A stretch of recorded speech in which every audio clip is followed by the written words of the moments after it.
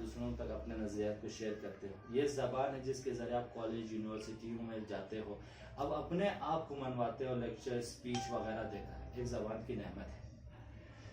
لیکن یہی زبان ہے کہ اسی پہ بدگوئی, فحشا, اور اسی کے ذریعے گانا, اسی کے ذریعے غیبت, اسی کے ذریعے تہمت لگا کر آپ بدترین انسان بھی بنتے ہیں. بس غیبت کا پہلا آلہ کیا ہے جس کے ذریعے ہم غیبت کرتے ہیں؟ وہ زبان. کبھی کبھی ہم اور آپ زبان سے نہیں کرتے بلکہ اشارے سے کرتے ہیں, لکھ کر کرتے ہیں, حرکت کر کے کرتے ہیں. ایک دفعہ پیغمبر گرامی اسلام کے پاس ایک عورت آئی اور وہ عورت ناٹی تھی.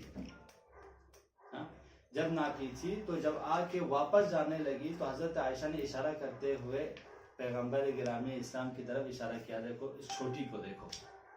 پیغمبر نے کہا تم نے غیبت کی ہے.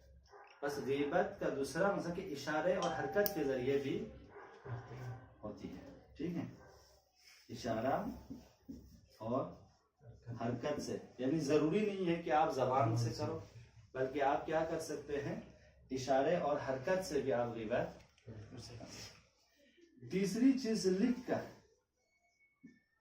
آپ نہ زبان سے بول رہے ہو نہ آپ اشارہ کر رہے ہو, بلکہ آپ نے لکھ کر کہہ دیا, لکھ کے بول دیا کہ فلانا موٹا کو دیکھو, فلانا چھوٹے کو دیکھو. ٹھیک ہے, اس طرح بھی آپ کیا کرتے ہیں؟ غیبت کرتے ہیں. یہ تین چیزیں ہیں جس کی بنا پر ہم انسان کیا کرتے ہیں؟ غیبت کرتے ہیں.